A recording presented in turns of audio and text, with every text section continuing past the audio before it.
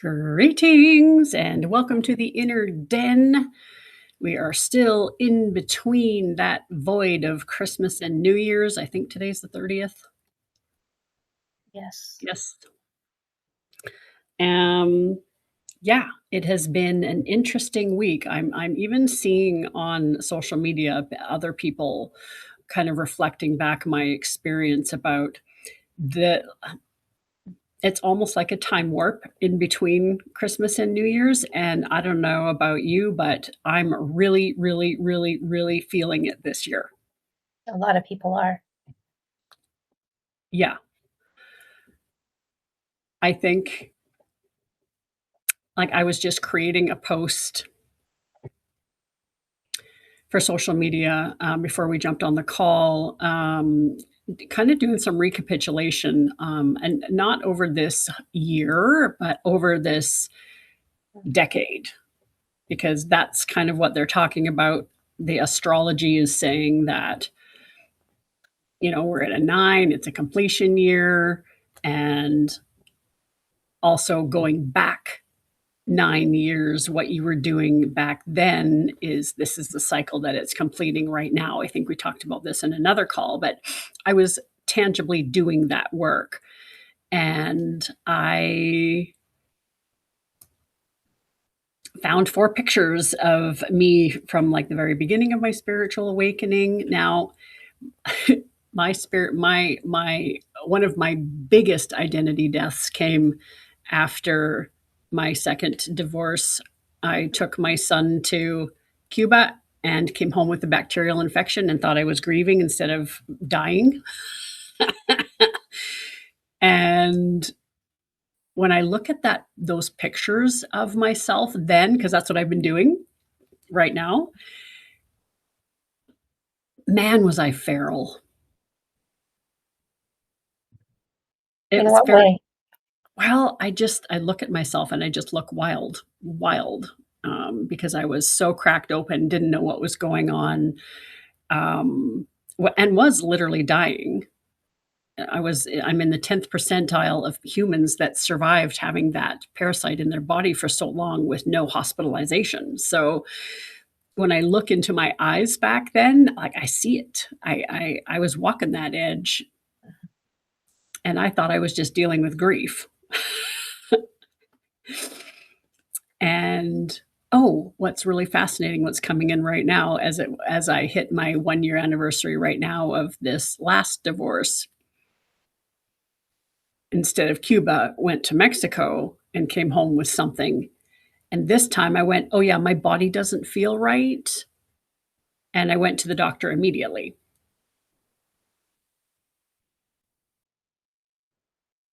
And there was a piece last time when this happened. What was that? 2019. I There was a conscious part of my brain that knew I was sick, but was punishing myself and didn't go to the doctor when I should have. So it's interesting, these subconscious programs that we're all working through right now and catching things faster. That's what the awakening is all about, right? Catching your subconscious patternings before they start wreaking havoc on your life. So, yeah, I've just been down a rabbit hole today.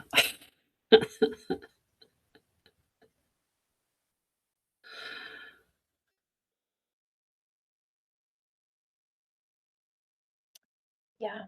I wasn't feeling well today or yesterday.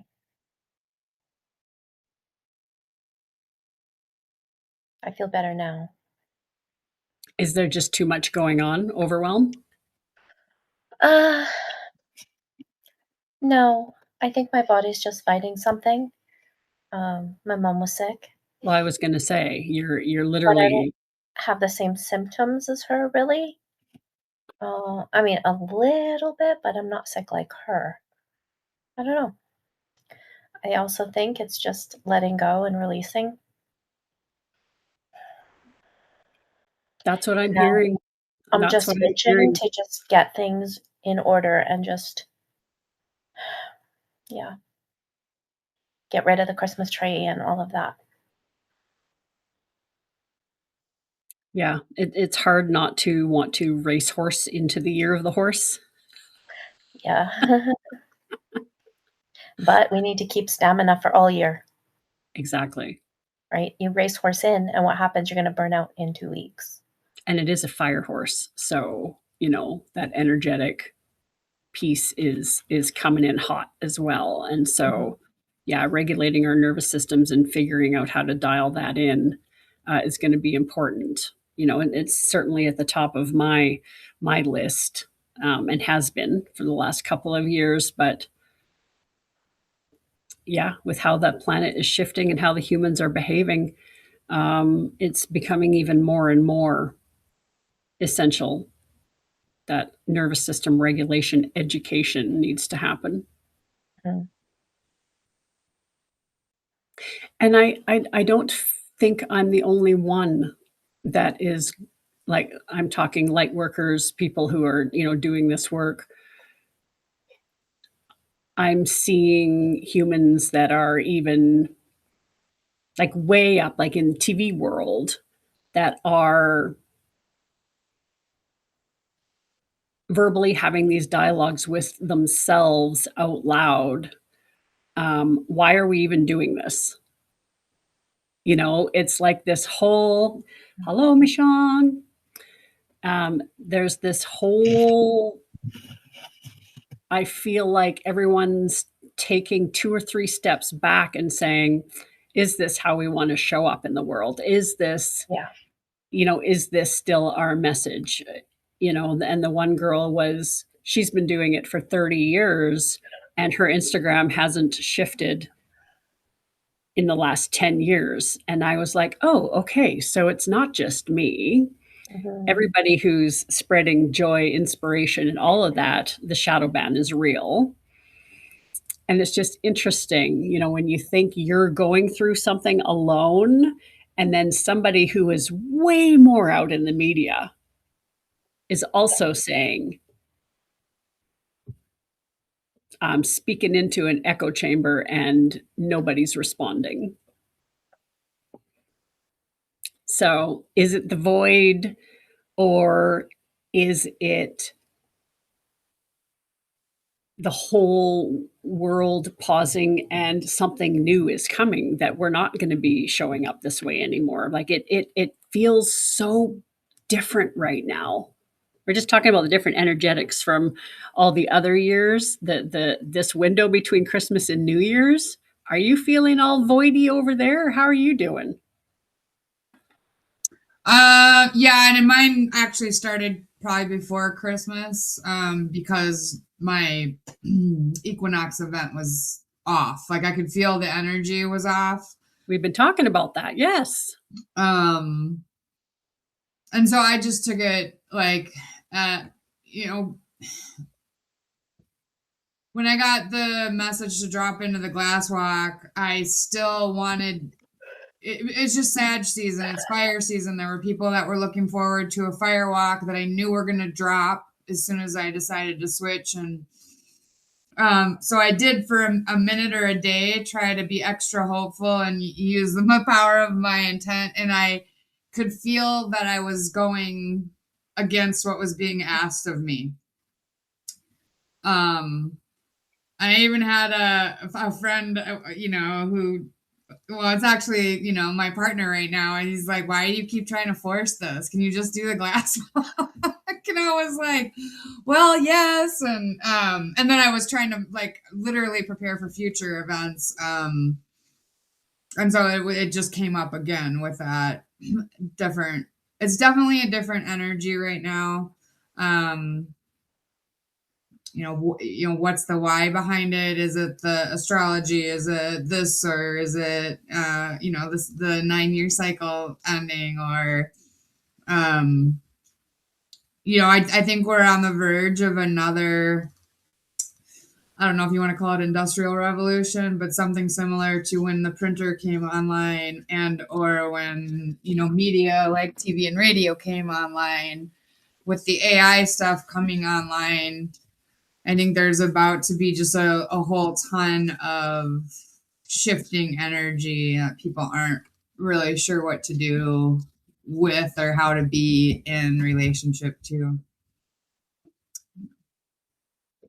How did your glass walk go? Is that what you ended up doing? Yes, I ended up having to refund some money. Um, and that was fine with me because I don't want people here that don't want to be here. And I Of course. recognize that glass does not speak to some people. The three people that did show up, one had done it already, and the other two had, when I told them it had switched, were like super intimidated, but I'm still showing up because I'm intimidated and I know that means I need to be there. And so the right people were here, and and I worked with the energy because I was like, I feel like we collectively called in this moment of sitting more with the present right now, with whatever we're letting go of, with a moment of, what is it that we want to carry forward? I'm really also having them, whatever, from a solstice standpoint, you've been in dark places, and I can guarantee you, if you were to reflect back on those dark places and where you are right now, you can see that, you got yourself here. Your light is different. You called in different people, different energy that you wouldn't have if you wouldn't have experienced that dark time. So I think, again, we're just being asked to decide, like you were just saying when I came on, how do we want to show up, and do we still want to show up in the same way? Yeah, that's a question, right? It is. It is. And, with me, just coming back from Mexico and then being so sick and then coming home and being alone, we know that integration space.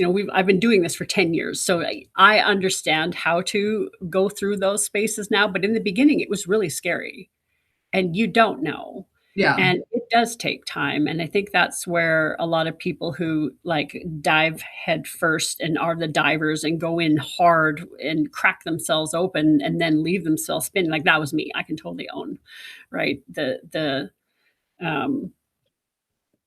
I fast tracked myself, and it was really hard and really difficult. But now out the other side, I think it is going to serve me moving forward.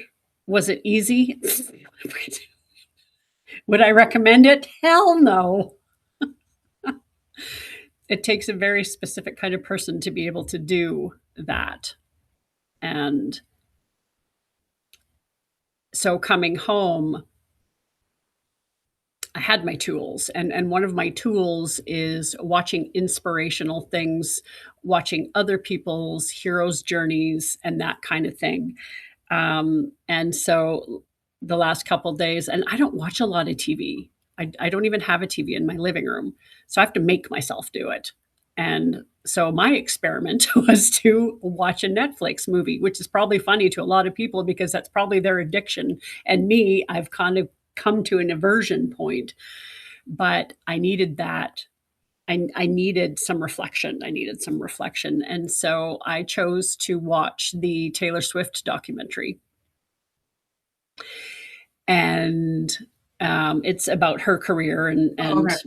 Got some of the things that she has gone through in the media, in social media. And man, did that help. It was very interesting that my nervous system calmed down listening to her talk about the things I'm experiencing. So that has been great medicine. And then the other really funny one, and I just had it on in the backdrop, like with the Taylor Swift one, I paid attention. And then there's a David Letterman series. Like after he retired, he did Netflix instead. He's not my favorite human. He isn't. I would never choose to watch him. So I don't understand why my intuition said you need to watch this. But then when I started watching that, it wasn't him, it was his guests. And I've watched 5 or 6 of them. And Miley Cyrus. Miley Cyrus had medicine for me. I would have never sought out interviews to watch of her. But, as she was on and she hooked my attention, and there was but again, women, 2 women that Mhm. have been through the shit and, are the top 1%. These women have things to say, and man, did it shift some of my perspectives. What I love the most about Miley, I was just like, "You go, girl." Here's David Letterman coming on and saying, "I want you to be on my show." And she's like, yeah, if I'm coming on your show, it's actually my show. So you're going to come in my presence, but it's about me. It's my show." And I was like, "Good for you. You tell him." But I would have never known that if I wouldn't have watched that. So my lesson this week has been, yes, lots of people overconsume. Overconsume, we know, like that's a pandemic.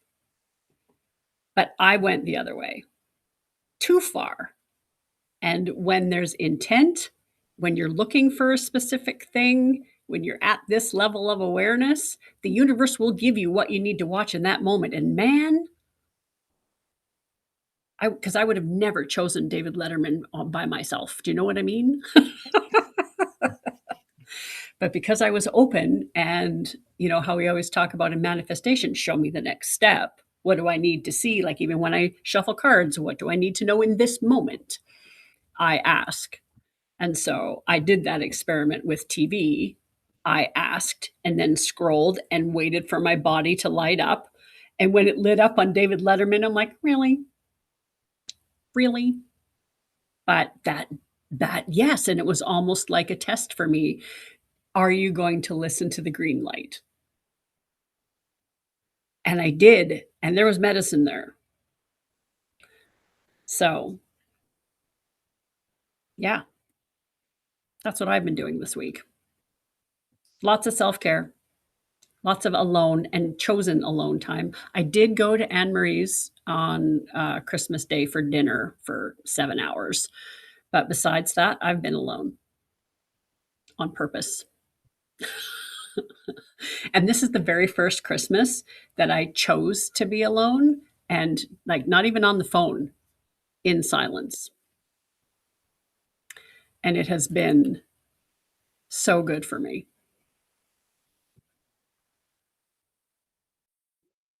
So, I was like realizing that. Did you guys get on the call last week?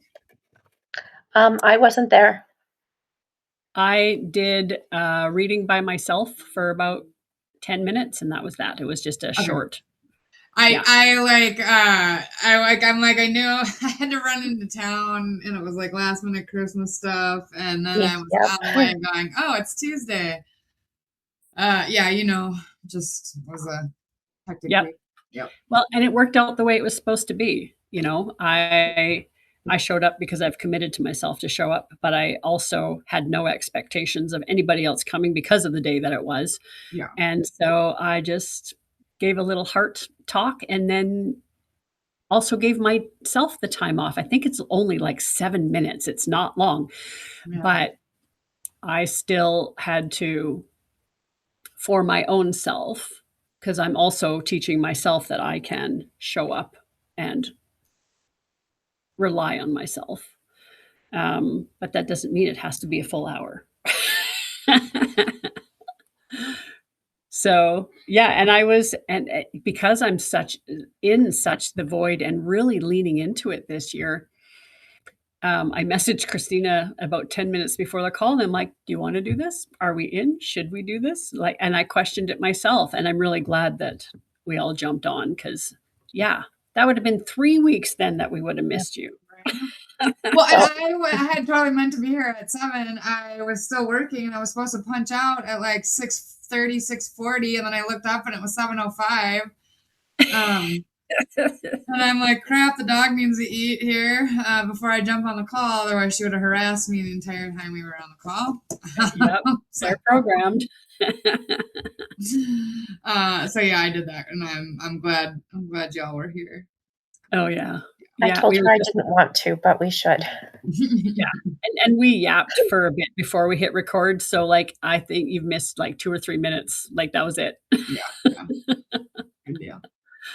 So, yeah, it's, oh, I guess I don't know if you saw the message that I in the void, I got this download to get all of our videos onto YouTube, and I made thumbnails, and I love them so much. I had such a great day doing all of that. It was so fun, and, I stole a picture off your Facebook, and I'm like, "Well, she put it on public, so it's probably fine, and I'm in a channel, and I'm going, I'm not asking, it's gonna be fine."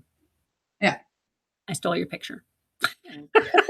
No, like you said, it's out there on public. When you actually think about how many people could have downloaded, that gets creepier. Right? And it's just so cute, and I don't know, have you had a chance to go have you seen them? The YouTube stuff? No, I have not. I've been very I don't know what the word is.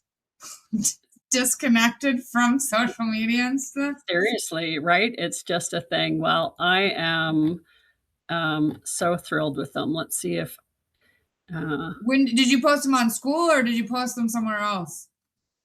I'm gonna share my screen and Okay. show you. Cool. Because I know I just connected with you on LinkedIn a minute the other day or something. Yeah. Like, "Look how cute we are. Aren't they adorable?"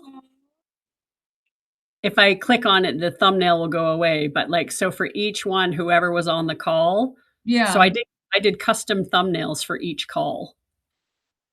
So, Super. I don't know how I to wonder if I can link those to my YouTube. I'll have to look at that, or at You least absolutely can. point over to them. Yeah, Yeah. you absolutely can. So what I would suggest is make a this is what I did with my interviews for Brave Healer Productions. You make a playlist, Hmm. and then you go to my video, and then when you hit share, it can say share to playlist, and then you hook it to so you make the playlist first, Okay. and Cool. Yep. then you can hook them all to your own YouTube channel. Cool. Cool. Awesome. I'll do Yeah, that. so they're all done. Like, I mean, I did all of them. I sat probably well, a minimum 10 hours downloading the videos, making the thumbnails, putting them on, and everything. The school time or the story time with Angel and all of our inner den calls, everything is now on YouTube. I did it all in one day. I thought you were having the VA do that.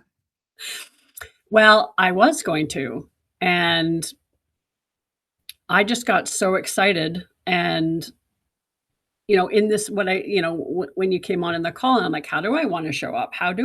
What do I want this stuff to look like? I thought, I can't pass it off if I don't know what I'm passing off.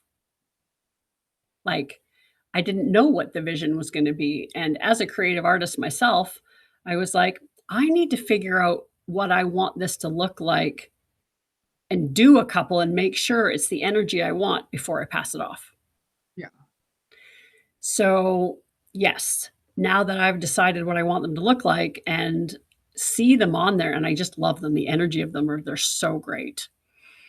And so now I can pass it off now that I've created it. Good. So, yes, but as we sit in this void and keep asking ourselves, these are some of the questions. It's like, what else do we want to do? It's been hard setting up this school and getting it going, and the learning curve has been so huge. And I have news. I don't even know if I've told Christina. I don't even know if I've told you this yet. I randomly threw my name in to do this big summit on school for an Oracle deck Yeah. girl, and she picked me. Oh, So I have to have a video in by January 5th. So at some point, I'm going to have to figure that out. And she has a couple hundred people already signed up for the summit. So whenever the summit is, I'm not even sure. I have to find that out. I think it's the end of January, which means if people like my video, we may start seeing people come into the school organically from school. that's good. So there's at least some good news there. And after Christmas, I'll get after it again too. But I'm intentionally slowing down. This is what we're supposed to do. This is, when we follow the seasons, the witches know downtime is a thing. And so I'm trying really hard every day and watching the brain loops about production and don't sit all day. Like those brain loops were so programmed to be busy and being productive all the time. It's a practice to be still. So, and I know Christina had this week off. You're working? You said you worked today, Michonne? Yep, I worked yesterday, I worked today, and then I was working extra today because of yesterday I had a chiropractor visit, so that took time away, and then I have part of tomorrow off and then the 1st, and then come back to work on Friday, and then off on Saturday and Sunday, but yeah. Yeah, it's a little bit crazy. Yeah. Well, I would love to slow down, but my January is not supportive of that this year, and I know it's gonna be a rougher one for me because of that. But it'll be what it's gonna be. I'm trying to stay, and this is one of the ways that Glass Walk was really good for me at the time was because it's allowed me to recenter on the present, because if I spend too much time up in January right now, I get it's not really anxious, but kind of bitter. It's overbooked. I don't want it to be. There's not a whole lot that I can change right now aside from blowing up my life. You know what I mean? And I don't have any desire to do that. So really reminding myself to stay present and that I'm not there yet, just like the glass or just like the fire. Yeah. That's up there and we're right here, and it's, one foot in front of the other right now. And wanting to enjoy the present moment. And that was the part of how, wanting to enjoy this end of the year, time and stuff too. Yeah. Yeah. Is it work stuff or is it firewalk stuff or just all of the everything? It is work stuff. It's a culmination of a court case that I've been helping a friend with for 5 years. That is finally going to happen. And I've got several, all the chiropractor stuff. That's going to be the bulk in that month. It's, it's just between appointments, work, and then I do have, I don't actually have any events. Ironically, I was going to move my dreaming ceremonies into Earth sign this year, and I don't think that's going to happen. It's probably going to be back either. I'll leave it. We'll either change to water or just leave it in air. I don't know right now, because I just wanted to put a different flavor on it this year, and I was trying to. And that's the other thing. I usually spend January really kind of locking in dates for firewalk event stuff and my own events, and then stuff like that. And it's just that may still happen. I'm not saying that it won't. But it will be, I won't be able to like focus on it in the same way. Of course. Yeah. Yeah. But yeah, I have two things in the irons in the fire. I guess I actually have to do a formal quote for someone before, I guess before the first, I said. So tomorrow, I guess I'll be doing that. It's not, it's for another instructor that is actually just running the event. So they want someone else to do this, like an aero break in there. So that'll be interesting. But even on that call, I noticed myself, I don't know what the word is, just like trying to downplay the costs with I'm not making, because I also know what position they're in, and they're trying to start a new kind of like retreat, and like this will be like the third one by the time she does it. And so they're trying to get a hold of their own budget and things like that. And I said, this is roughly what it is. I'll give you a formal quote and stuff. But then I proceeded to share that there are some flexibility around that it is important to me while I'm in a space where I do have other income to, offer from a heart-centered space, probably, a lesser fee to make sure that it happened because it was more important that they experience it. And that's good and fine as long as I make sure that my bare minimums are covered. But again, it was more of a catching myself in it and going like, hey, if this is really something you want to transition to, you can't do that. I know, no, we're giving it away. I want to give it away like that. Yeah.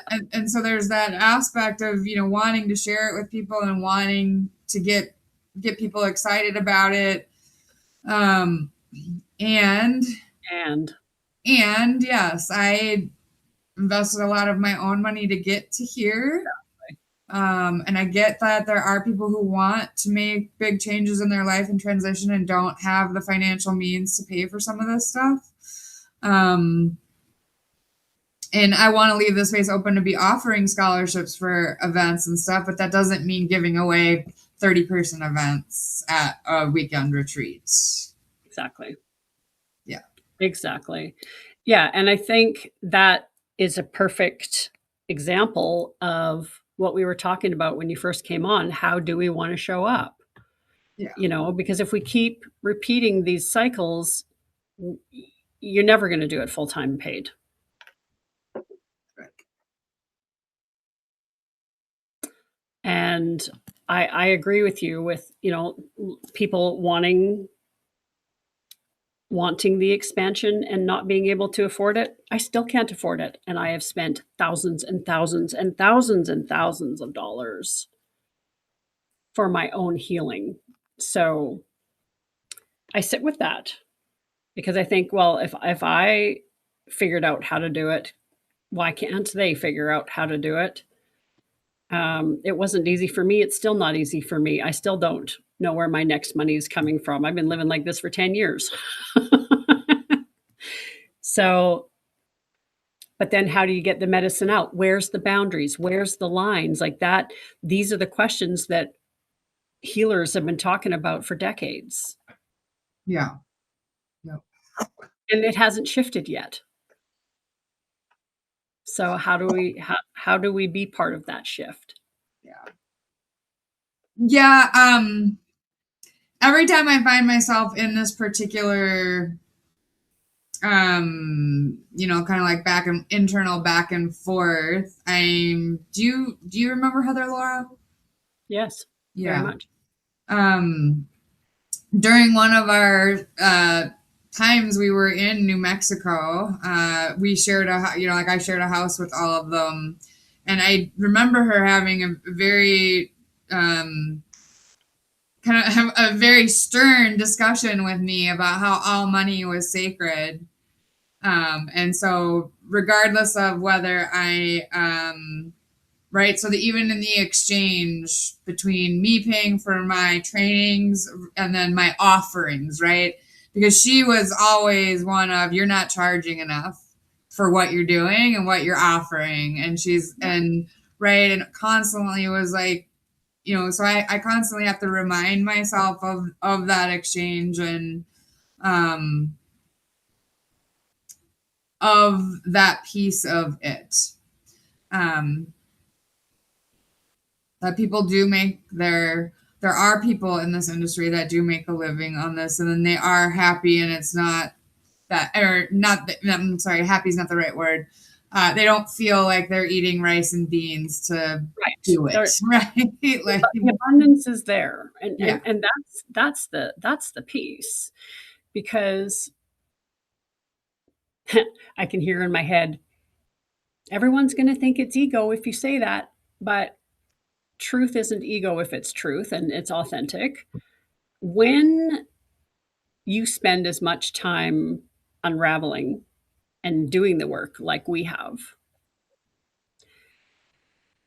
it's hard to watch people who went and did something at a weekend event and then figured out the marketing and now are millionaires, and they don't have the education or the experience that we do. Yeah. That's hard. Yeah. Also, because in a lot of those instances, they're causing harm. So it's how do we switch that? How we need to invert that. And how do you do that? That's how we unlock it. It's figuring that out. What's that key? Where do we find that key, that specific key? Yeah.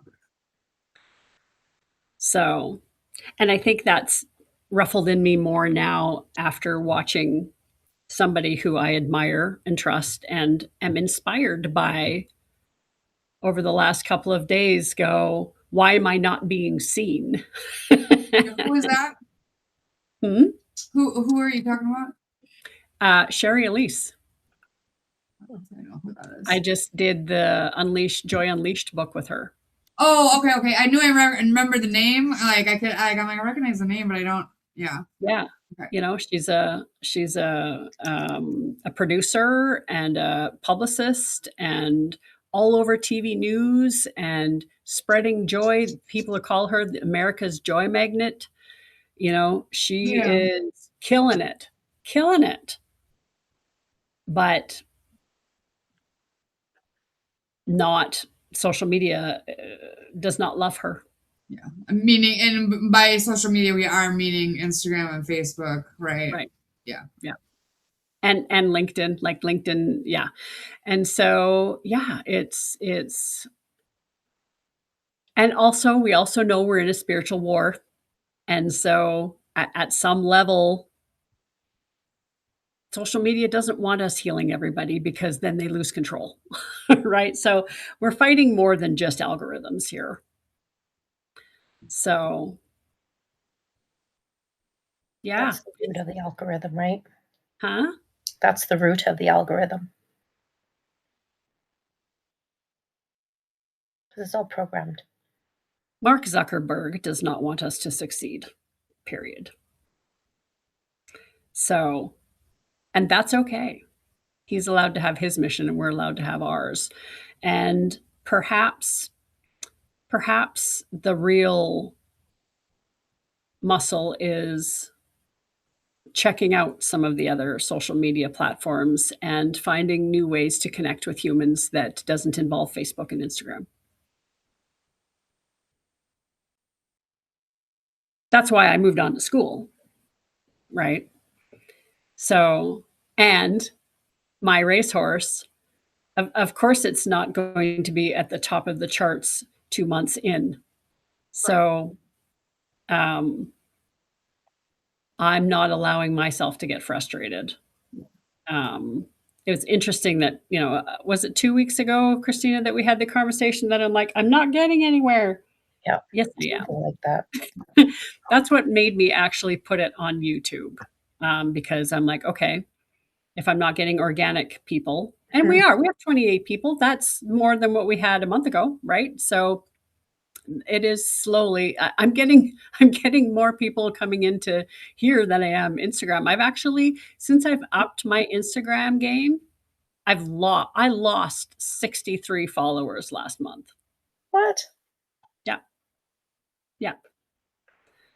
And ChatGPT would tell me that this is a good thing because I'm losing people that aren't actually interested in my message, which will shift the algorithm. I know I got a whole essay on that why it was good, but Yeah, it but I didn't mean, feel the good. question is whether or not it was instigated by a particular. I mean, what ChatGPT probably can't tell you is, Exactly. were they dropped after a particular post? Yeah, I'd be curious too. And then that post compared to the rest of your posts, what is different? Yeah. Right. And then if it is different, maybe it's not a bad thing, but is that the direction you want to continue to go? Yeah. Well, and I think that's why everybody is, including me, is sitting here saying, how do I want to show up? Like I've been saying since my divorce, the last thing that I want to be shouting to the rooftops is about betrayal and how to hold your boundaries against predators. Do I want that to be my message for the next 20 years? Is it needed in the world? Absolutely. Do I want to be the one to do it? Not necessarily. But is that my mission? Because that was my experience. We've been taught from day one that through all the shamanic practices, your through your traumas, you birth your medicine. Well, what if I don't like talking about my medicine? What if this doesn't bring me joy to do this? Do you have an answer? I'd love to know because, You hear me? well, yeah, I mean, I don't, yeah, I do, definitely. And I feel like we've been told like that's not the answer. Like you're supposed to do more of what you love, not Right. what what drives you to. And I mean, it's, you mentioned it earlier too, like what makes you, if that, if that's the, when you think about that, if that's what really makes you feel alive, what all of a sudden has your energetic body going, and it is in I mean, right, you have to use discernment there too, because is it because you're feeling, is it aliveness, or is it fuck no, I'm not fucking doing this and you can't make me, in a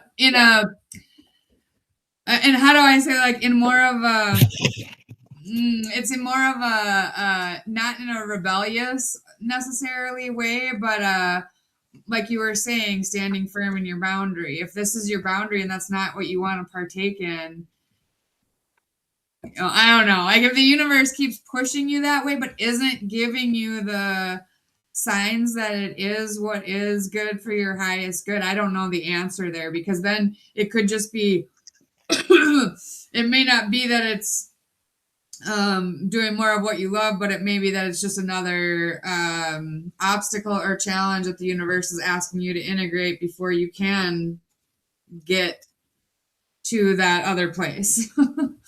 And that's kind of um, what you've been trying to do. Yeah.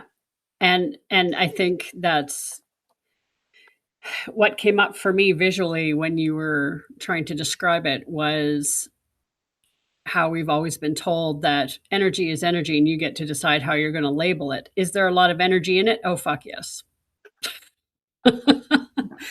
you know, um, as I was watching some of our previous videos, because I'm chopping up our inner den videos into little clips,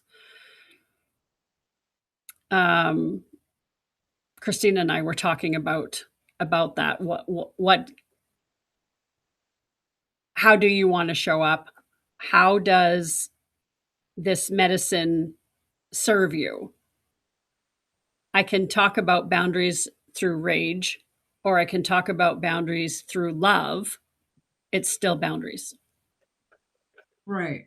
So I don't have to be mad about it. Like when you go on, I don't see it so much on Instagram, but on TikTok, There's a lot of rage poems, and there's a lot of anger, um, where on Instagram it's a lot softer and more educational, narcissistic type stuff. But on TikTok, they go screaming messages. It's the Yeah, same but I message. don't have that app on my phone. Yeah, it's the same message. They're just somebody's screaming it and somebody's talking poetic about it, and then some Yeah. people are just doing content posts about it. So how do you want to show up with your medicine? And I think that's what I needed to get through. I needed to get the rage out of my body before I could talk about it with more love. And I think that's why the horse head clause was written and the boundary queen was written and then shamanic leadership was written.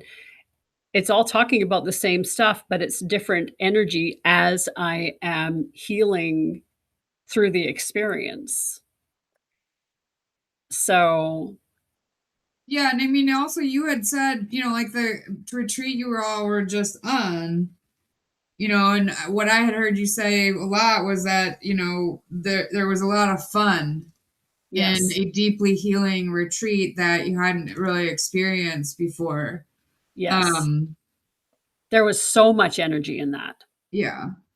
And And I think, and honestly, you know, what really resonated for me in that is how much, like, I get that people need the healing. They also need community and they need to feel like they're safe to have fun in a group right. again. We are so disconnected right now, and the only way we're going to remove disconnectedness is to try and build relational experiences again, between people. And it's, it can be online, but obviously in real life is going to deepen that whole experience too. And if you can make it fun, you know, People are more than likely to show up if it's more fun.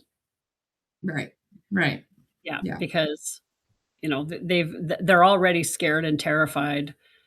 It's going to be really hard to convince people to go through shamanic deaths now when they're already scared and terrified. They don't want to be more scared and terrified. And after the shit I've been through, I don't want people to experience what I went through. Not the way I did it. I know there's a softer and more gentle way, and maybe now that it's been a year, my brain's healed more. Maybe that might actually start coming out now. yeah, I'm more out the other side. Um, because honestly, that's why I stayed in the gymnastics world as long as I did. We loved doing the inner child stuff. We loved playing the games and having sleepovers in the gym where you got to sleep on the trampoline and those kind of things. Those were deeply, deeply healing and connecting. Like you said, there's that connection piece. Like even as you were talking about it, I thought, man, that would have been so fun. Like clearly we had so much fun at the retreat anyways, but if I were to do another one, I would probably say that we're going to have a pajama party night where everyone brings their jammies and we watch a movie together.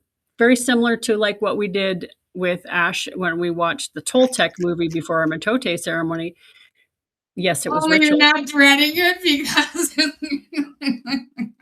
I don't dread that anymore, but at the time Right, I right, but really you was did, like, right? this is the stupidest. So why couldn't we separate it instead of making it let bend your brain? Because I can remember, back in Cranbrook when I first started holding circles, we would have pajama circles when everybody would bring their stuffed animals and they would come in their jammies and we would do normal circle, but then I would do an inner child guided meditation, and those were the classes everybody loved the most. And Yeah, they always asked if we could do them again. yeah. And some of my most fun matotes are when everybody's sleeping in the same room around a single candle. See? Yeah, yeah, Right? yeah. I mean, because Yeah, you're still there, but when it's not year round, but you're there. Like, yeah, exactly. yeah, Right? yeah, So I think,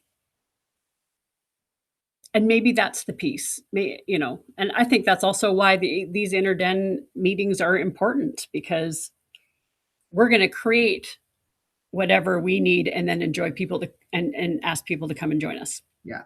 Well, and I also think, you can probably, let's say you have a particular event and maybe you do it multiple times a year. Maybe one time a year you say, hey, this is for all you people who don't like to have fun. We're going to really go deep and we're going to make you face your crap and it's going to be right there and you're going to be down in the mud. Right. Because there are those people that are, that's what speaks to them more, right? But I think it's becoming less. I do too. Because people are just kind of so things coming at them from every direction. Their nervous systems are already fried. They don't need to be taken through an identity death when they can't even hold themselves right now. Because then what happens when they go home? Correct. Right. And I think not enough leaders are considering that. Yeah. Yeah. It's all ego based and I'm going to crack you open and then send you home and,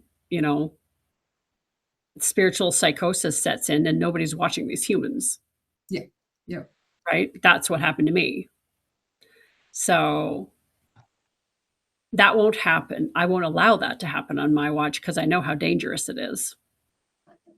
So how can we build something that people still want to attend? But what I learned at this last trip was, man, there is so much healing through love and play as well. Yeah. And I think that, and especially if you don't have a place where you're getting that in your day-to-day life, which a lot of us that are single and live alone may only be getting from a pet or whatever, That's me. Yeah. And so to have that not just be, let's, relive our trauma and peel the onion and but there's a fine line there because you don't want to be in avoidance either, right? But I do think there's an art there. Yeah. This kind of makes me think a little bit think about Buckley's cough syrup and what's their slogan? It tastes terrible and it works. And this is kind of like that too, where I think some people feel like if it doesn't hurt, if it's not unpleasant, it's not working. Yeah. So it's changing that certainly mindset. What we were. Yeah, it's changing that mindset, or else, how do you get people past that and to understand that that doesn't have to be the case, right? Because there's always going to be some people who are like, oh no, I walked away and I feel great. This can't be right. Yeah. Or, oh, I'm not traumatized. I didn't get my money's worth. Yeah. And yet, then there's people who are like, let it be easy. Well, if you want it to be traumatic and painful, it's not going to be easy, right? Tell me what you want because I can deliver both soups.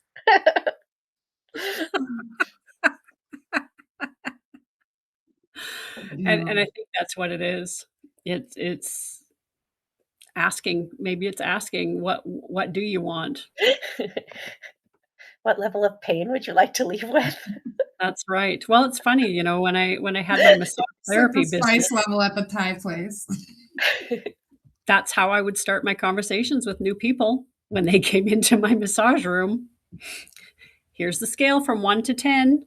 I would like to keep you at an 8. If you would like to move it, please tell me. Otherwise, I'll keep it at an 8. And if I have it hit a 10, that's your max. So could you translate that into spiritual work then? What level of baseball bat would you like? A level 3 or a level 8? Yeah.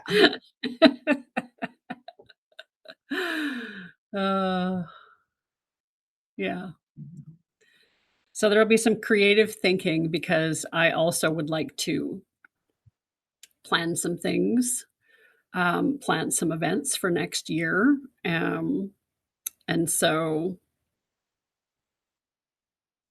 I would like to at least get some of that on the calendar because right now it is blank and I don't like that. Yeah.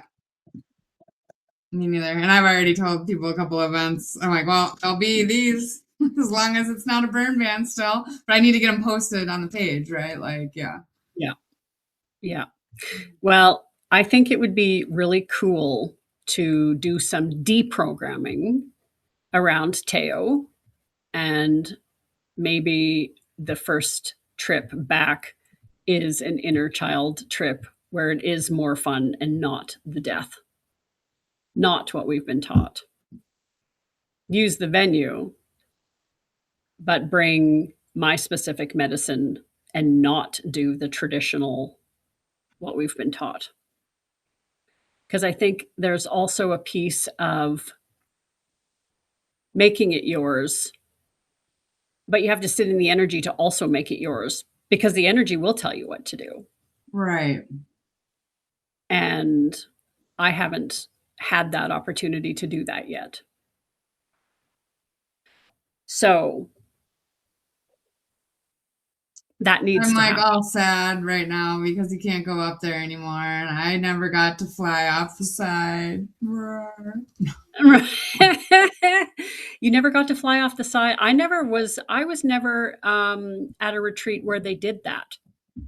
I saw pictures of it. I saw other people doing it, but What is that? They've climbed to the top of the pyramid of the moon, and you could get in a certain place. They'd hold your legs, and you could hang off the side and like be in a. Oh, I'm not doing that. Just she literally has a phobia of heights. She's like, I'm out. Me and Michonne will do it. You can watch. I'll watch. You'll really freak out even just watching. I will. I'll have a hard time with that. Watching it will be enough death for me. Yeah, I can do it, but like if I were just standing there by the edge, that will give me a little bit of vertigo and make me freak out to the point where I want to back off. But I have no problem like getting into the position, and then I don't know, it's weird. There was pictures of Stephanie and Jeremy last month on the top of the moon. I think they've opened it up again.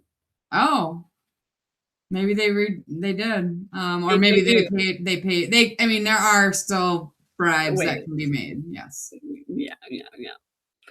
Well, yeah. I think a recapitulation needs to happen there. So think about a month. That would work. And my body is convulsing right now just thinking about this. You're convulsing? Just thinking, yeah. You could just be someone who holds legs. I don't know if I'd get that close to the edge. I don't know if she'll be able to get to the top even. Like I think she has trouble. The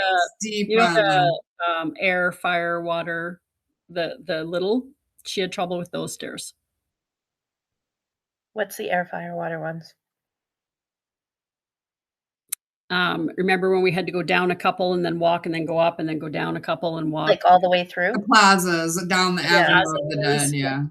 And that's when we had the talk about that you need to go down the steps. Remember the little steps that you did not like? They were not little, but yes, I do remember. Yeah. Yeah, it was an issue to walk through the plazas, so I don't know if climbing pyramids we'll work up to it. Well, and you had taught her the diagonal method, right? Yeah. I might use the butt method. She used the butt method last time. Sometimes, yeah. But by the end of the week, yeah, as long as she had somebody holding her hand, she could go up and down them. Yeah. Yeah, it's a good, you talk about the deprogramming and Teo and stuff, that is not something I believe anyone's ever mentioned to me before. Like, children playing at Teo, what did they do? Like, you know what I'm saying? There had to have been some. We've been taught you go there to die, and it's ruthless, and it doesn't have to be that way. I think we are the ones that bring the new medicine. Well, that's why it would be an interesting conversation to have with Alberto. Exactly. Not with anybody around. Exactly. Yeah, that is, professing to be, on a Toltec, like, not that to say that they're, but again, to get his take on it. They've chosen to stay there, and they've chosen to have and raise families around there. Children run all over the place. One of them, the Jaguar things are not for adults. They're really for children. You know what I mean? The Jaguar whistles. Right. So when you're imagining what Teo was like when it was all peoples there coming to study perception, I would find it hard to believe that you could even think that you could possibly do that without a bunch of children around, being that they aren't already domesticated. If you're actually studying. Right. Yeah. But yeah, nobody's ever mentioned it. I don't even, I haven't, I'm not going to say I've read all of the Castaneda books, but I don't think there's anything in there either. Like when you're talking about a Nagual woman or Nagual man and the dreaming group, and interesting. They're not talking about kids. However, I know Lee McCormick took his kids there right from when they were babies. The McCormick girls grew up in Teo. Yeah. But they are the only children that I know of. Aside from it is Mateo, isn't it? Yeah. Yeah. Emily and Emily's kid. Yeah, and the Ruizes, obviously the boys grew up there yes. too. And anybody else that lives there. Yeah, but they were indoctrinated into their dad's way. I don't Correct. even know if they could deviate. They're so programmed. Yeah. Meaning the Ruizes, but that's not Alberto. Alberto's not a Ruiz, right? He's just a friend of the family. So exactly. I would expect he has a different perspective just from a lineage. But yeah, it's interesting. I think and that's my jam. I always love doing things differently. That's what I excelled at in the gym world, and that's why I got to where I got, because I thought outside of the box, and this is a real outside of the box. Yeah. I literally just had this conversation last night with someone. I'm like, remember that Sesame Street song where one of these kids is not like the other? Yeah. And I was like, I'm the one of these kids that's not like the other. I'm like, I did not want to be like everyone else. I wanted to be unique. Exactly. Exactly. My self-inflicted that feeling of not feeling fitting in is like a self-chosen path. We've talked about that so many times. So many times. So many times. And one of the biggest things that I can tangibly, visibly remember in the gym world is, and you see it even now, everybody has their tracksuits. They've got their normal track pants, and usually it's Adidas, or they borrow from the soccer, whatever. And when I opened up my own club, I went for Mountain Equipment Co-op polar fleece. So polar fleece pants and polar fleece vests with no sleeves. And the gymnastic suits that I created they were black and eggplant crushed velvet arms. So when we wore our polar fleece, they were black, and then they had the crushed velvet eggplant arms, and the stitching on the back of the vest was silver. So our colors were black, silver, and eggplant. And man, it looked hot. The girls looked great. And gymnasts, they're like rock solid, right? And the visual was so stunning. And guess what happened the next year? Every single club in Alberta all of a sudden had vests. So, it's something little, and it wasn't little. Yeah. Right. And so I've always been a disruptor. I've always been an outside of the box. I've always been, we're going to do this not only different, world class. And I'm excited for my nervous system to be healed enough that I can do that in this space. And it's coming. It is coming. I try to give myself grace. Yes, it's only been a year, but the first 6 months of that year were torturous. So for me, I think it's only been 6 months. Because I went, I can't do this, and tried to go back into the gymnastics realm. I got my ass handed to me twice and didn't finish that until July. Yeah. 7 months. And so like what you said earlier about the universe keeps directing you back to this. Yeah, it does. I tried to leave. I tried to go back into the matrix of the like my timeline as a gym coach, and the matrix or the universe was like, "Oh no,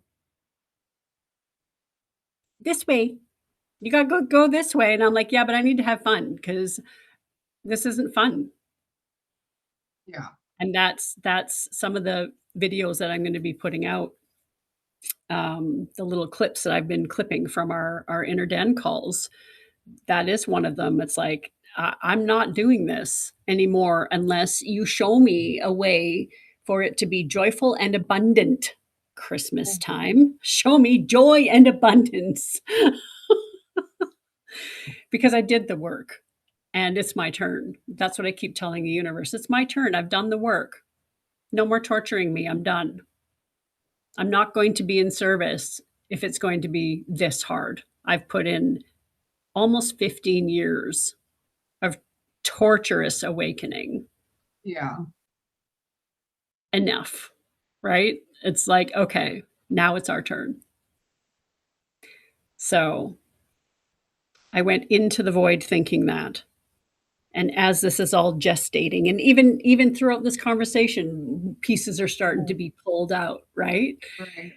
And so it's like, what are we going to create moving forward? And I am so proud of us, all of us, for showing up and recording these videos and doing it because there's documentation. 5 or 6 years down the road, wherever we all end up, we're going to have content to pull forward to say, see what happens when you actually do your manifesting and you show up for yourself when you say you're going to show up. Like, so I also have to remember we're playing the long game. I'm pulling my gymnastics coach hat on right now. There's short-term goal setting and there's long-term goal setting. And when an athlete walks into the gym, I put on an 8-year hat because the Olympics are in 4 cycles. So when I look at a kid, I think, what can you and I accomplish together in 8 years?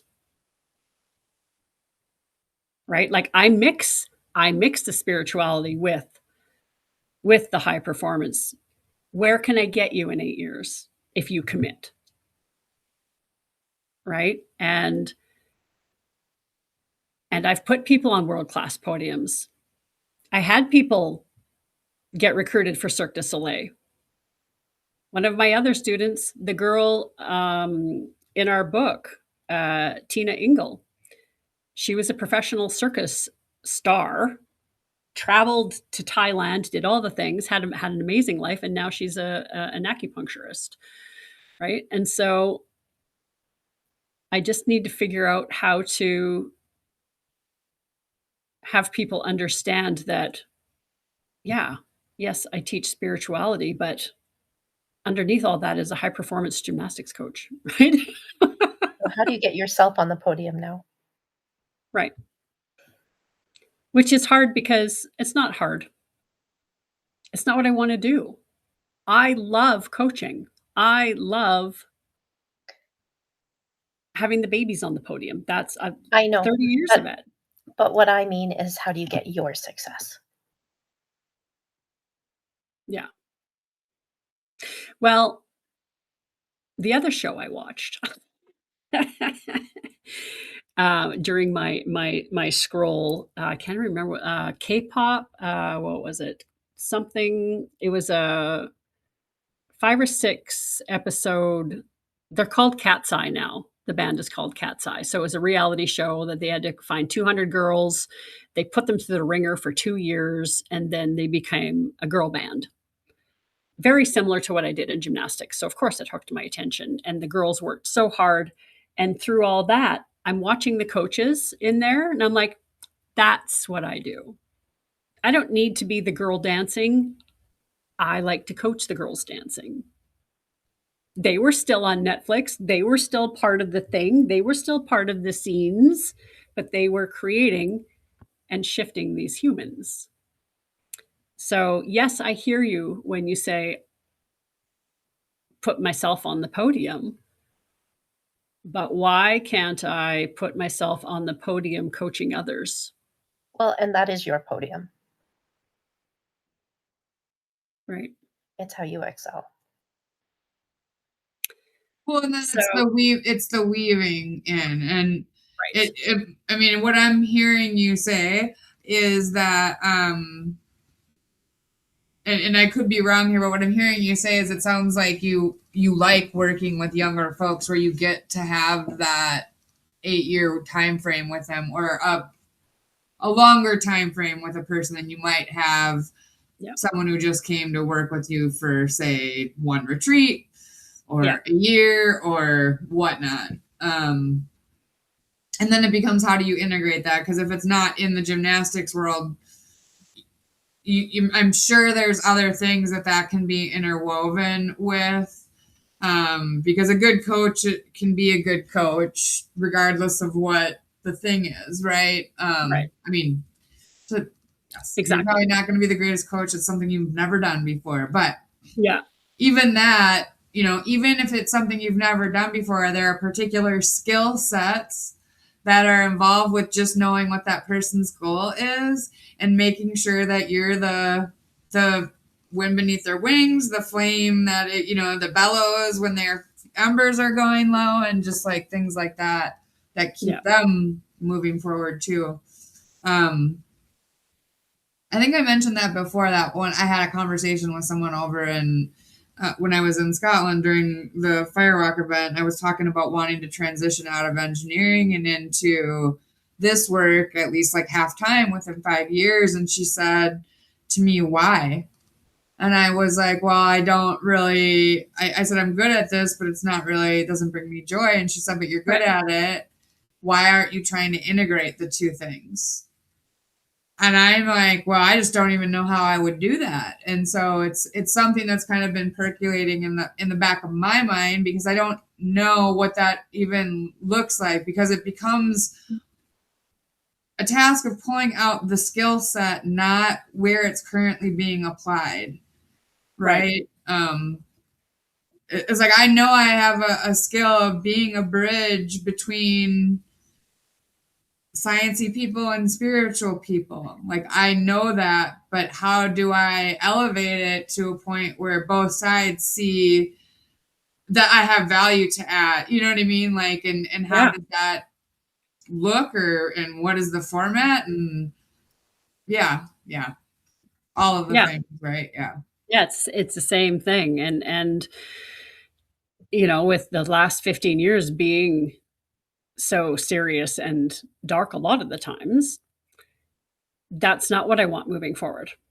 The intent moving forward is more joy, more play, more passion, more love, more that, more the lighter aspect of life.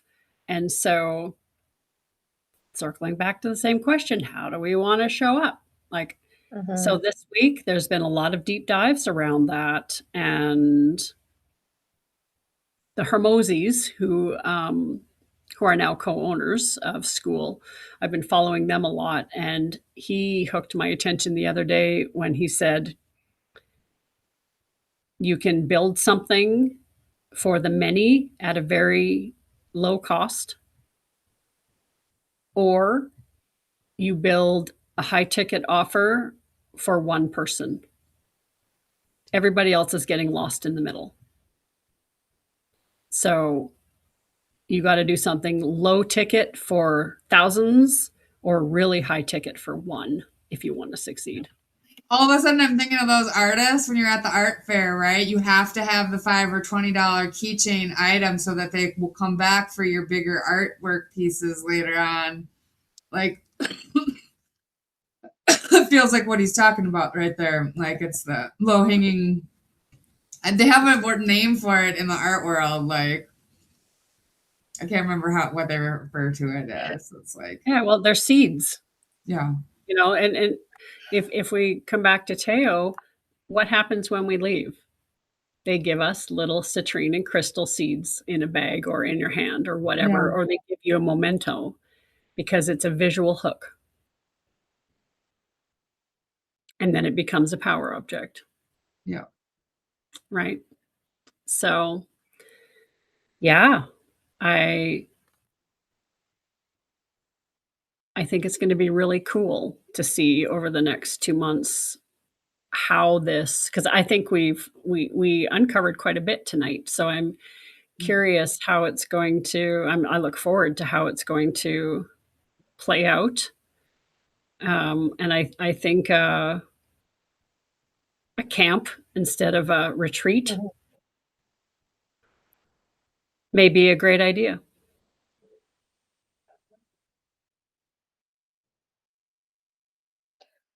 So I think about all the really cool things I used to do at like our elite training camps and stuff for the national level kids. So much fun. And they worked their asses off. And then they were rewarded with so much fun. So why can't you do both? Right. Mhm. Yeah. It doesn't have to be all mean and scary the whole time that you're there. Why can't you do both? Why can't you balance it out? Yeah. Because you can. This is actually the only world. Like, and I have been to so many retreats and camps and all that in the gymnastics world for 30 years. This is the first time coming stepping into the spirituality ring that I was like, why is it always so dark and cranky? Like, where's the fun? So, and like you said, there's intent put in, and lots of people like it that way. But I'm sure there's more people than just me that would prefer it to be softer. I think there's a lot Not of only people. prefer it, need it.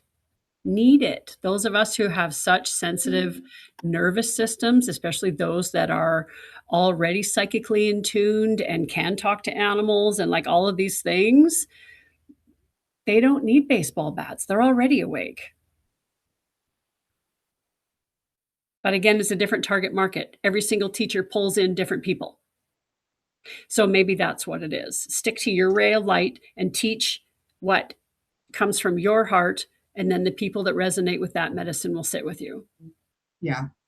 It's interesting. And this again, this was a download that just came in this morning, and I think it's actually still coming in. So I will just mention it for what it is right now.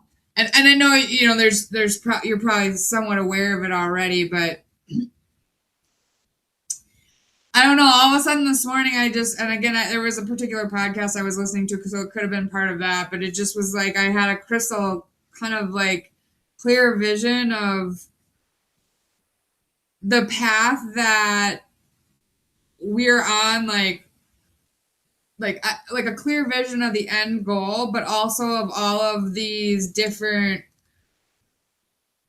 paths that are getting you here. And I'm not just talking about the spiritual realm, that's like one piece of the pie, because there's all of these other talk therapists, for instance, that can get people there. Right. Because that's what they need to hear. And then there's another piece over here that need more of like the sports entryway and the metaphors to be applied there for them to get the spiritual message that we all need to get the raised frequency to jump. Does that make, like, again, it's still coming in for me. And so I need to do like some journaling and diagramming with it, like what I was actually seeing kind of in my mind. Yeah.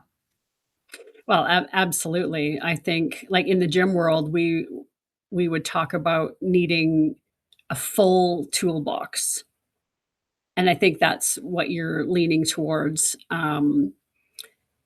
One, there's probably 300 ways to teach a cartwheel. Right.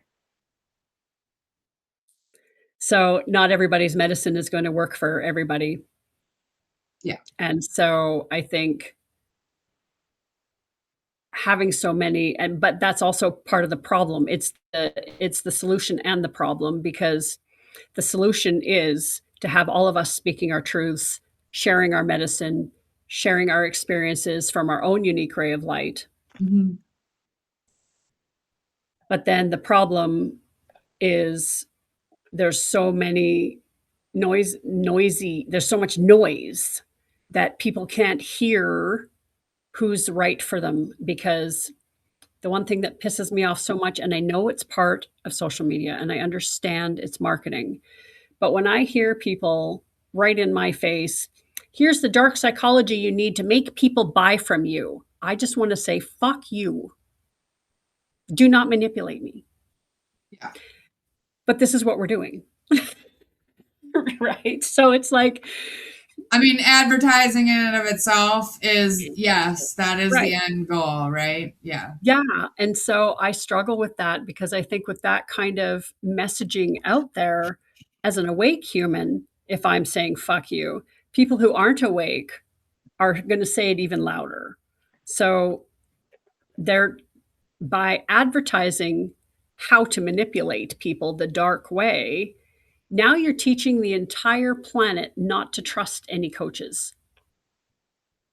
Like I think I think what they're trying to do is going to backfire, because it certainly caught my attention and said, "Oh, I will never work with you if this is what you're blatantly saying out loud." And I know everybody has their dark moments, but when you now take it to social media to say, "Oh, I'm going to teach you how to do this," I'm still getting over the shame of teaching somebody all of my medicine who didn't deserve it and wasn't ready for it, and now is out there harming people with it.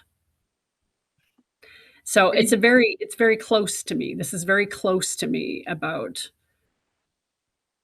using the power, I'm like, who's using doing this? Do I need to know this? You can tell me offline. my ex. Oh, okay. Yeah. Like I figured that's who you were talking about, but I wasn't positive. yeah, I have no problem saying, and this was part of my lessons about jumping into a relationship with somebody who was just barely awake and teaching them way too many things too fast. And now they're abusing it.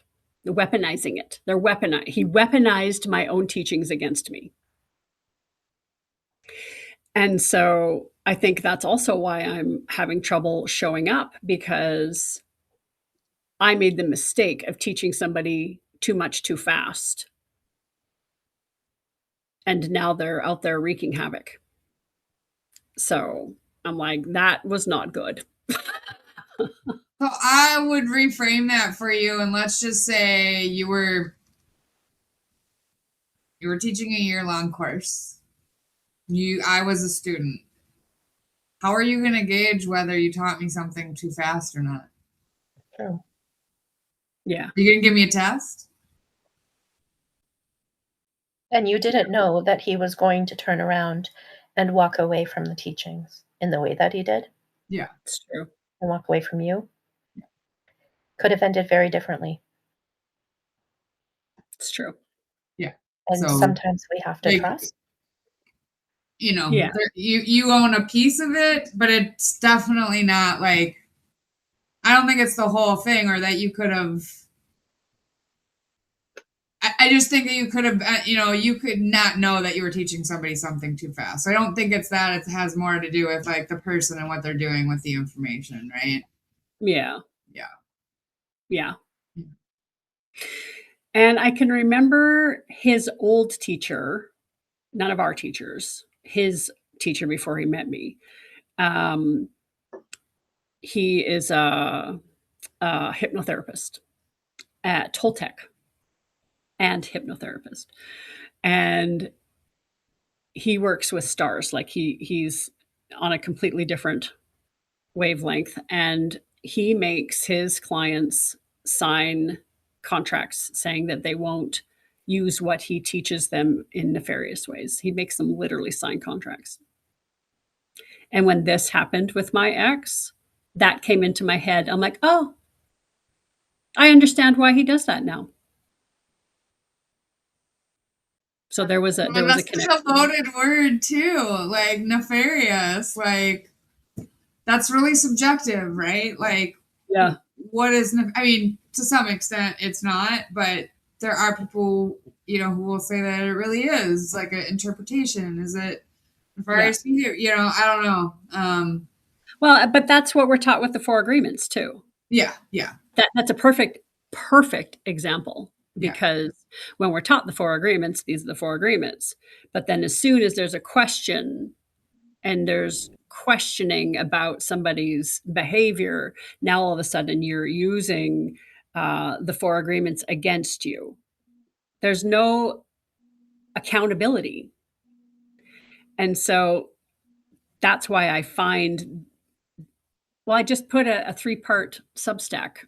I saw, yeah, I didn't read the whole Substack thing, but I have read your pieces that were on the Facebook pieces of it. So I definitely got what you were going at. Yeah, right. And so there's this, yes, if you're going to teach this stuff, you have to be responsible with how you're teaching it as well. Yeah. And we're all human. So I think coming from the gymnastics world, it is one of the hardest sports on the planet to do. And I was teaching it, which is even next level. And so my need for impeccability and that trust development between the student and coach, like it's life-threatening. It's physically life-threatening. And so the communication has to be so clear. And when I stepped into the spiritual realm, it wasn't clear because it's not supposed to be clear. And they thrive on that. So then if something is ever done that somebody needs to be held accountable, they've got all these things they can hide behind. Oh, it's your choice. Oh, don't take things personally. Like the spiritual bypassing is real. And a lot of people weaponize the teachings against people. And I've experienced it for my teachers, and I've experienced it from my ex. Yeah. And so there's part of me that's trying to figure out how to teach it without causing harm. Because it doesn't feel good, and I don't want to do that moving forward. So it all comes back down to how do we show up and how do we bring the teachings forward in a new, healthy way? Yeah. Well, and I also think there's this, there is when we're talking about a new and healthy way, part of what has to accompany that and what is not probably going to accompany it when somebody, and I can't say where those people, what their intent is or where their heart space is at necessarily, right? But people want to feel like they belong and they don't want to own the freedom. They don't want to own their freedom and the responsibility that comes with their freedom, right? So when you're talking about conscious creation, let's just say, and being a artist of the spirit, let's say,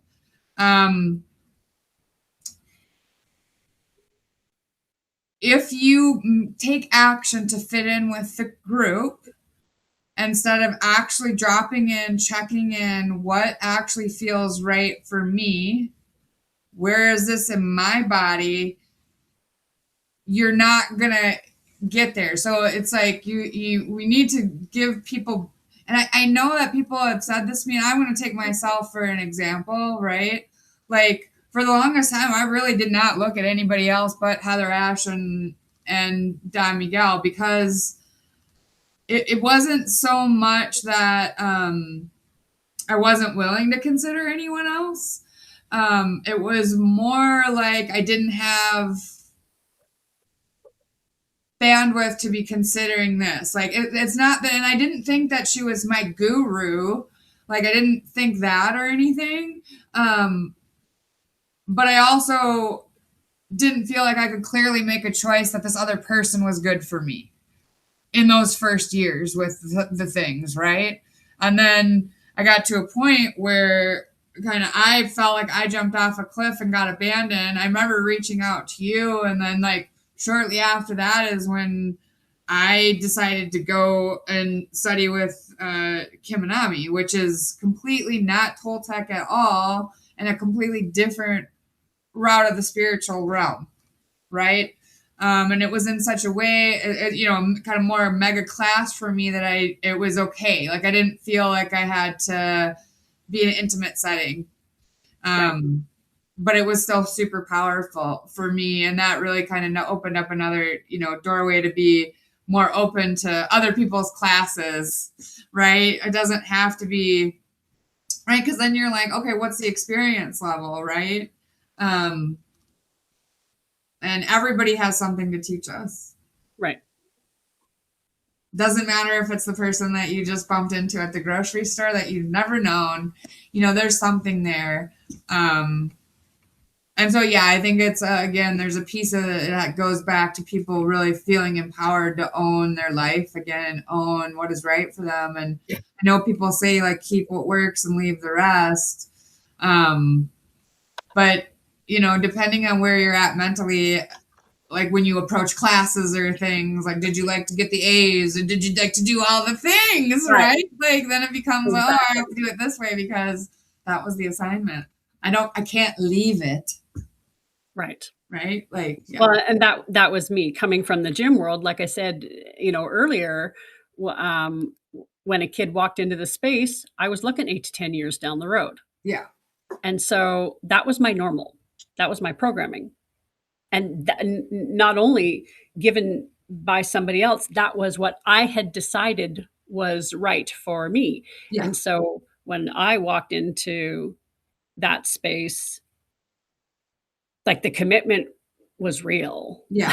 Right. And then when I got dropped halfway through, I think I put 5 or 6 years in, and transitioned. I stayed in the Toltec realm and did another 5 or 6 years and started unraveling that in about 4 years in with them, 3 or 4 years in with them. And I would say, I know I don't need to check in with you. I'm through the 3-year, because it was after the 3 years of actual video classes and training and Yeah. actual apprenticeship.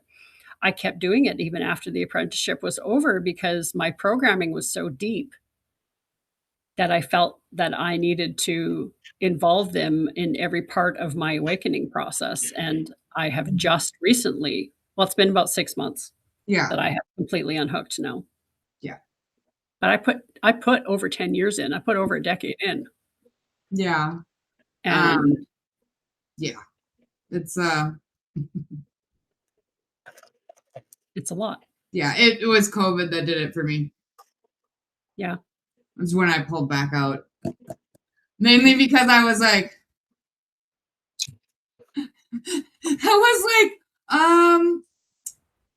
what just happened? You all said one thing and then did a totally different thing during the whole. I'm like, wait, y'all jumped on the dream of the planet like nobody's business. Like, right.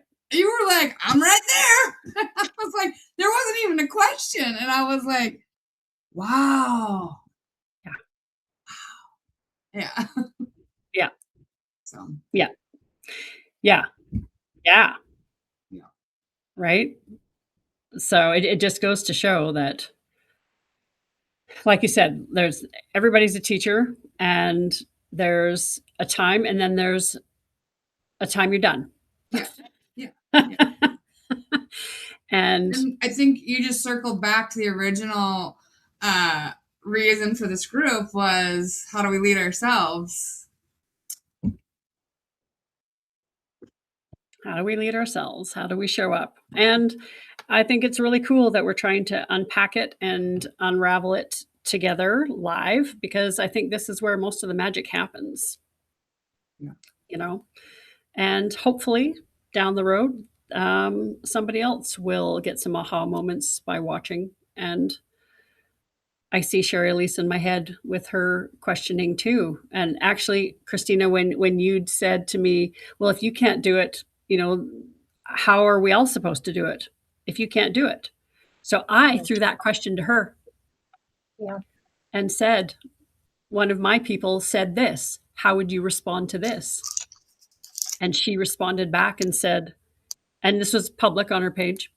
Mhm. And she said, well, she said, I would tell them to keep showing up, because if it gives you joy, so there it comes back, what gives you joy? Can you just do it without any expectation? Because that's where the suffering comes from, right?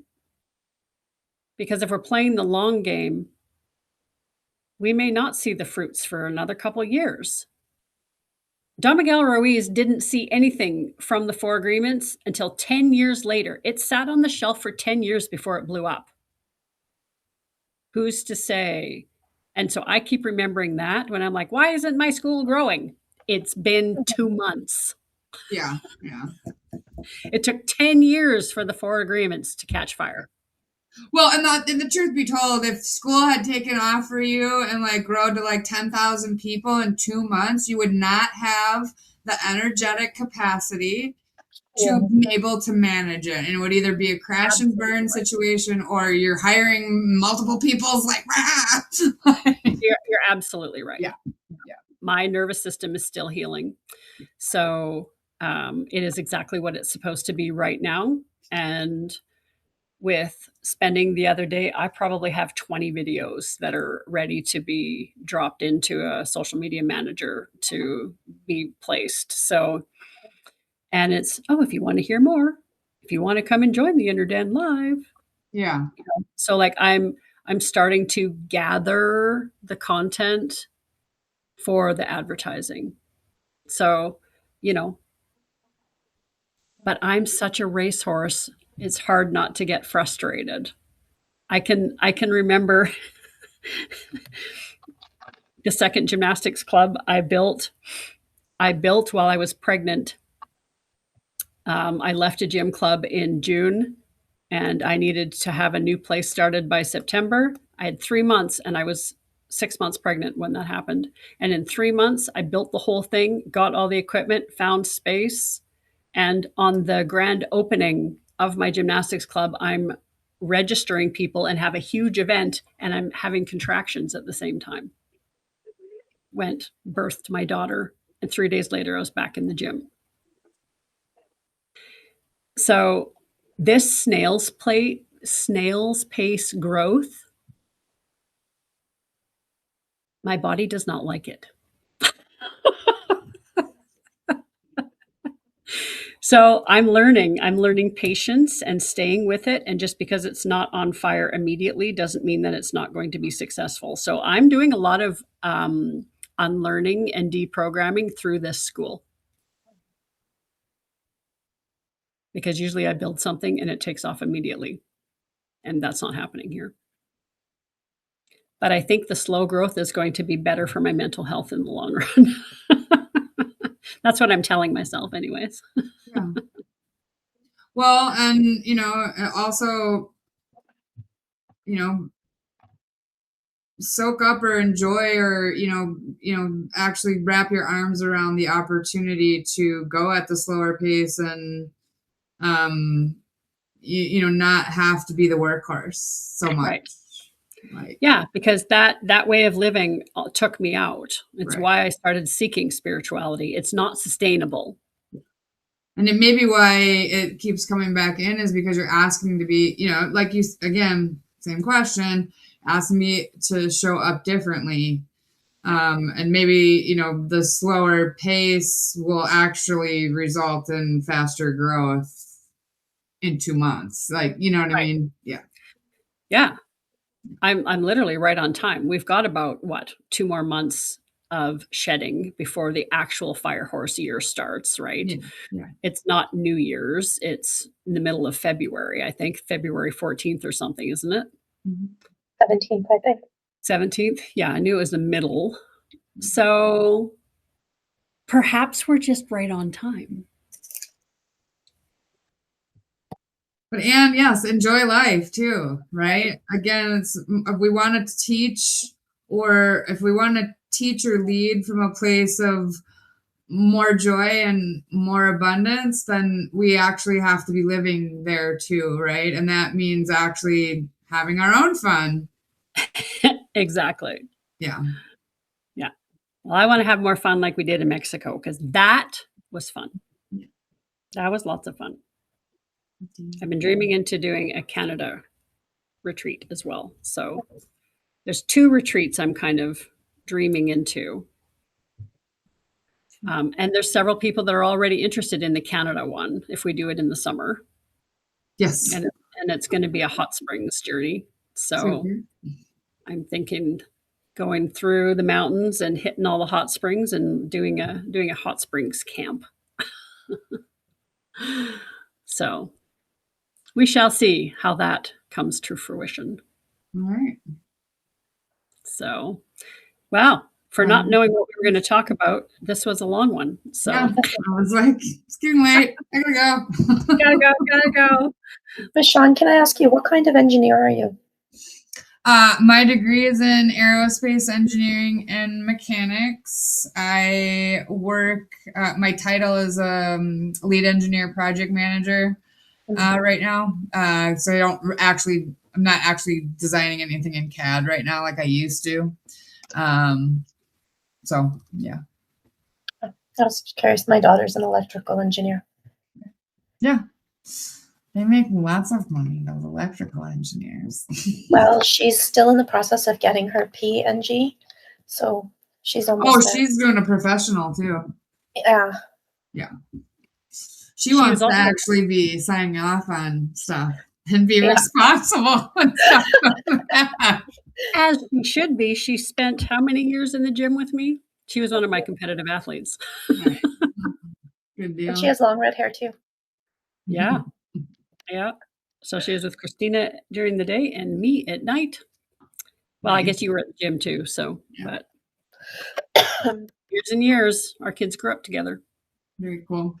So, well, that was great. I hope you guys have a fabulous evening and Happy New Year's. Yes, Happy New Year's. And I'll be able to join you on the whatever it is, the 6th.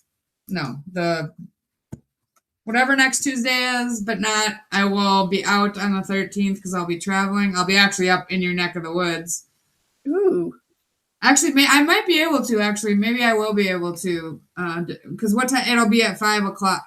5 o'clock then at your all's time. I don't know. We'll see. You're going to be in Seattle? Where are you going to be? I'm in Portland for 1 night and then Seattle for 2 nights. Everett, Washington. Yep. Yeah. Awesome. But yeah, I might be done with my on-site by that time, so we'll see. I might be done. We'll see you next week for sure, and then we can go from there. All right. Sounds good. Happy New Year's, loves. Bye. Happy New Year. Bye. Bye. Thought my cat